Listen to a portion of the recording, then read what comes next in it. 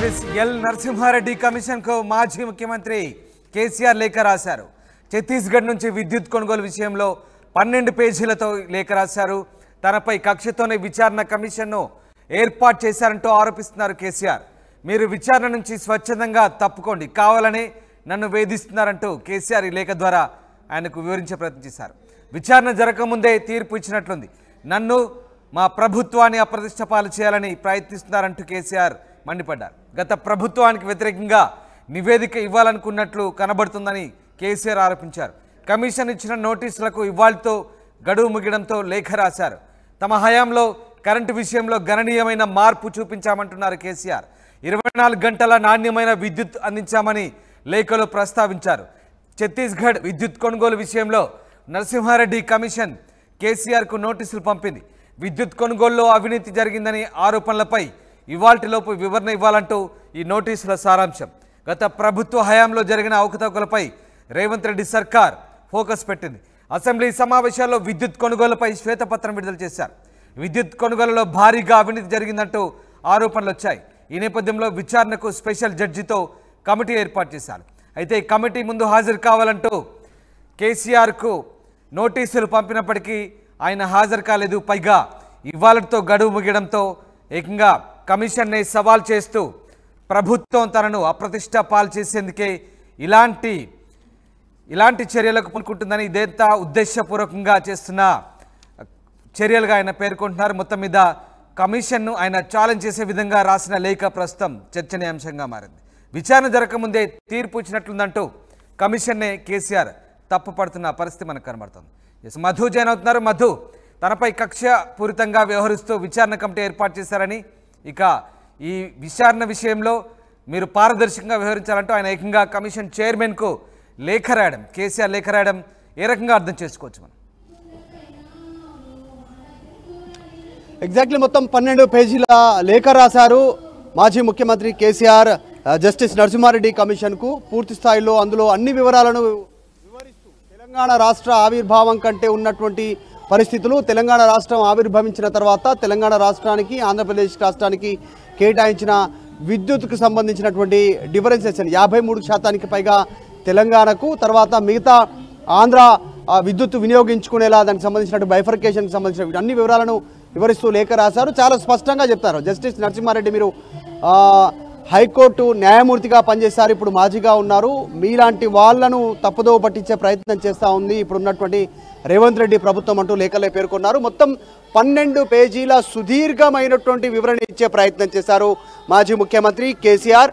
దాంట్లో తెలంగాణ రాష్ట్రం సిద్ధించిన తర్వాత విద్యుత్ సంక్షోభంతో కొట్టుమిట్టాడేటువంటి పరిస్థితి ఉంది. మోటార్లు, మీటర్లు, తర్వాత కాలిపోయేటువంటి సిచ్యువేషన్ ఉండే. ఏ షాపుకి వెళ్ళినా, ఏ అపార్ట్మెంట్కి వెళ్ళినా జనరేటర్లు, తర్వాత ఇన్వర్టర్లు, స్టెబిలైజర్లు వాడేటువంటి సిచ్యువేషన్ ఆ రోజు రాష్ట్ర ఆవిర్భావం తర్వాత సిచ్యువేషన్ ఉండేది. దాన్ని అధిగమించేటువంటి ప్రయత్నం చేశాము. 2700 మెగావాట్లకు సంబంధించినటువంటి విద్యుత్ కొరత ఉండగా అది రాష్ట్ర ఆవిర్భావం తర్వాత 5000 మెగావాట్లకు చేరుకుంది. దానికి సంబంధించిన విద్యుత్ కొరత ఉండింది. ఆ విద్యుత్ కొరతను తీర్చడానికే ఛత్తీస్గఢ్ నుంచి డిస్కంల ద్వారా విద్యుత్తును కొనుగోలు చేశాము. ఈ విద్యుత్ కొనుగోలుకు సంబంధించినటువంటి వ్యవహారంలో అప్పుడు తెలుగుదేశం పార్టీలో ఉన్నటువంటి ఎమ్మెల్యేగా ఉన్నటువంటి రేవంత్ రెడ్డి అభ్యంతరం తెలుపుతూ లేఖ రాశారు. దీని మీద నిర్ణయం తీసుకోవడానికి ఎంక్వైరీ చేసి ఎలాంటి అవకతవకలు లేవు, ఛత్తీస్గఢ్ నుంచి విద్యుత్ కొనుగోలు అని తెలిసిన తర్వాతనే వాళ్ళు క్లియరెన్స్ ఇచ్చిన తర్వాతనే విద్యుత్ కొనుగోలు చేయడం జరిగింది. అప్పుడు తెలుగుదేశంలో ఉన్నప్పుడు అభ్యంతరం తెలిపే ప్రయత్నం చేశారు. ఇప్పుడు ముఖ్యమంత్రి అయిన తర్వాత మళ్ళీ విచారణ పేరిట దీన్ని అబాసుపాలు చేసేటువంటి ప్రయత్నం చేస్తూ ఉన్నారు. కంటి రెప్పవాటు వాళ్ళ పోకుండా నిరంతరాయమైనటువంటి నాణ్యమైన విద్యుత్తు ఇచ్చినటువంటి రాష్ట్రం తెలంగాణ. దేశవ్యాప్తంగా దానికి పేరెనికగనది. మొత్తం ఒక పవర్ సెంటర్ తయారు చేయడం జరిగింది, ఒక పవర్ సర్కిల్ను క్రియేట్ చేయడం జరిగింది అంటూ ఆయన ఈ లేఖలో పేర్కొన్నారు. ఇప్పటికైనా కూడా కక్షపూరితంగా కావాలని దీనిపైన నాపైన ఈ రకమైనటువంటి అభ్యంతరాలు తెలిపే ప్రయత్నం చేస్తున్నారంటూ సుదీర్ఘంగా లేఖలో పేర్కొన్నారు. అయితే ఆయన జూలై తర్వాత వరకు లేఖ రాస్తానంటూ రాశారు, గడువు కోరారు. కానీ ఆయన చాలా సుదీర్ఘంగా లేఖలో పేర్కొన్నారు. అనేక అంశాలు అసాధారణ పరిస్థితుల్లో కొన్ని ఇక్కడ అసాధారణమైనటువంటి నిర్ణయాలు తీసుకోవాల్సినటువంటి పరిస్థితి ఉంది. గత ప్రభుత్వానికి వ్యతిరేకంగా నివేదిక ఇవ్వాలనుకుంటున్నారు. అసలు విచారణ జరగకముందే తీర్పు ఇచ్చినట్లుంది.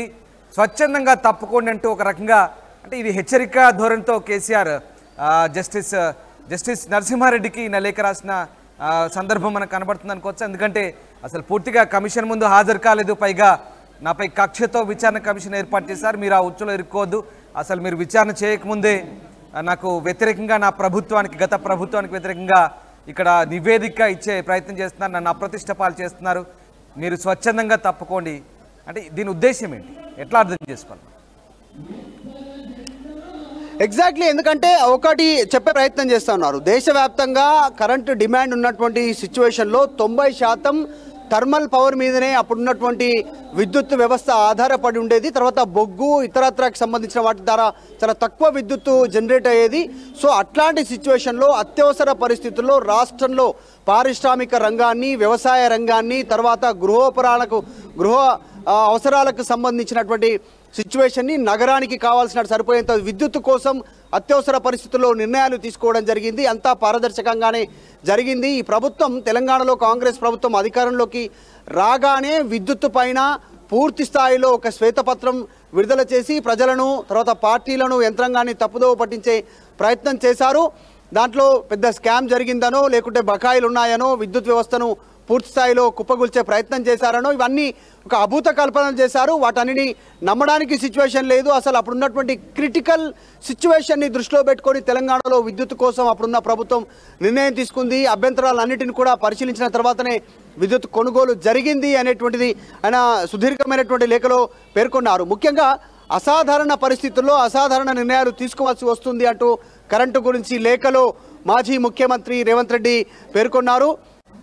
తప్పు చేసిందనే విధంగా వ్యాఖ్యలు చేసి దురుద్దేశాలను ఆపాదించే ప్రయత్నం ఇప్పుడున్న కాంగ్రెస్ ప్రభుత్వం చేస్తూ ఉంది. గత ప్రభుత్వాన్ని అబాసుపాలు చేసే ప్రయత్నం చేస్తూ ఉంది. గత ప్రభుత్వం తీసుకున్న నిర్ణయాలను వేలెత్తి చూపే ప్రయత్నం చేస్తూ ఉన్నారు. నిరంతరాయంగా విద్యుత్ ఇచ్చినందుకు అనేటువంటి అంశాలను మెన్షన్ చేస్తూనే ముఖ్యంగా విలేకరుల సమావేశంలో మీరు చెప్పినట్లుగానే BHELలో 2 సంవత్సరాలలోనే ప్లాంట్ల నిర్మాణం పూర్తి చేసిస్తామని లిఖితపూర్వ హామీ ఇస్తున్నామంటూ కూడా ఇవ్వడం వల్ల వారికి పనులు అప్పగించడం జరిగింది అంటూ అప్పుడు జరిగినటువంటి ఒప్పందాలు కానీ అప్పుడు జరిగినటువంటి నిర్ణయాలపైన కూడా లేఖలో చాలా స్పష్టంగా పేర్కొనేటువంటి ప్రయత్నం చేశారు.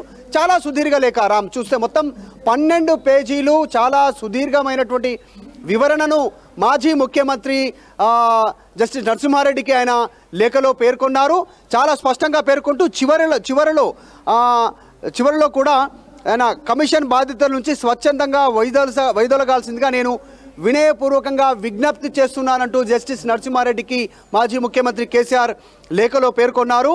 ఆయన మీ విచారణలో నిష్పాక్షికత ఎంత మాత్రం కనిపించడం లేదు అంటూ ఆయన అందువల్ల ఇప్పుడు నేను మీ ముందు హాజరై ఏం చెప్పినా ప్రయోజనం ఉండదు అంటూ కూడా ఆయన లేఖలో పేర్కొనడం వెనకాల చూస్తే కేసీఆర్ కమిషన్ ముందు హాజరవ్వడానికి ఇష్టపడట్లేదు అనేటువంటి ఈ లేఖతో చాలా స్పష్టమవుతా ఉంది.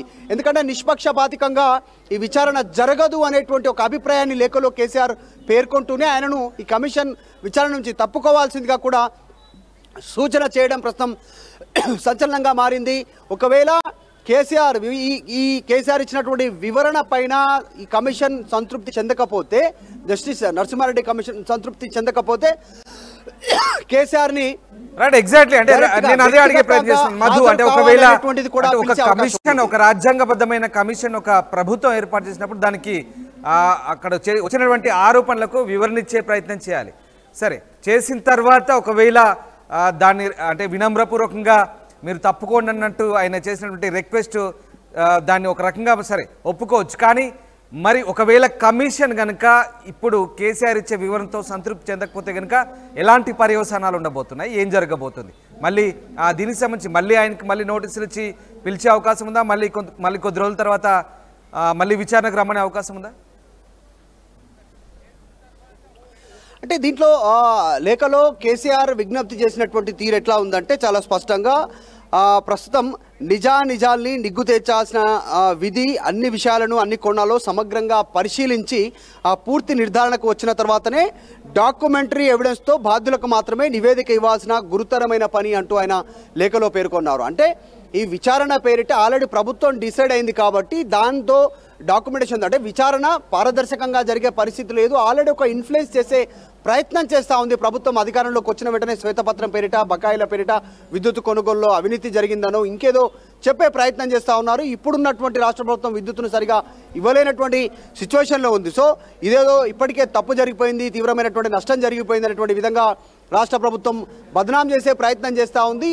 అప్పుడు మేము ఏదైతే పవర్ సంబంధించినటువంటిది ఇప్పటివరకు సెట్ చేశామో దాని మీదనే ఇప్పుడు రాష్ట్ర ప్రభుత్వం ఇంకా సర్వైవ్ అయ్యేటువంటి సిచ్యువేషన్ ఉంది. ఈరోజు విద్యుత్ నిరంతరంగా కొనసాగుతుంది అంటే అప్పుడు 10 ఏళ్ల కాలంలో బీఆర్ఎస్ ప్రభుత్వం తీసుకున్న నిర్ణయాల వల్లనే అంటూ ఆయన కూడా లేఖలో స్పష్టంగా పేర్కొన్నారు. ముఖ్యంగా జస్టిస్ నరసింహారెడ్డికి ఆయన ఈ లేఖలో ఇంత సుదీర్ఘంగా అనేక అంశాలను పొందుపరుస్తున్నాయి. 2014వ సంవత్సరంలో తెలంగాణలో విద్యుత్ పరిస్థితి ఎట్లుందో జస్టిస్గా ఉన్నటువంటి మీకు, న్యాయమూర్తిగా పనిచేసినటువంటి మీకు తెలియంది కాదు. 2014కు ముందు తెలంగాణలో కరెంటు పరిస్థితి ఎట్లా అనేటువంటిది మీరు తెలంగాణ బిడ్డ, తెలంగాణ వాసి, ఇవన్నీ అంశాలు మీకు తెలుసు. మేము ప్రత్యేకంగా తెలియజెప్పాల్సిన అవసరం లేదు. కానీ ఇప్పుడున్న కమిషన్ దురుద్దేశపూర్వకంగా గత ప్రభుత్వం అంటే మా ప్రభుత్వంలో మేము తీసుకున్నటువంటి నిర్ణయాలు కరెక్ట్ కాదు అనేటువంటి మాత్రం ఆయన మెన్షన్ చేస్తూ అక్కడ కమిషన్ నుంచి తప్పుకోవాలంటూ లేఖ రాశారు. ఈ లేఖ పైన సంతృప్తి చెందితే ఆయన దీనిపైన నిర్ణయం తీసుకునే అవకాశం ఉంది, లేదంటే వ్యక్తిగత హాజరు కోసం కేసీఆర్ను పిలిచే అవకాశం ఉంటుంది ఫ్యూచర్లో. ప్రస్తుతం ఇదే హాట్ టాపిక్గా మారింది రాజకీయ వర్గాలు. Right, exactly. Yes, thanks for the update Madhu. ఇది మొత్తం మీద జస్టిస్ ఎల్ నరసింహారెడ్డి కమిషన్కు మాజీ ముఖ్యమంత్రి కేసీఆర్ లేఖ ప్రస్తుతం సంచలనంగా మారింది. ఛత్తీస్గఢ్ నుంచి విద్యుత్ కొనుగోలు విషయంలో 12 పేజీలతో లేఖ రాశారు.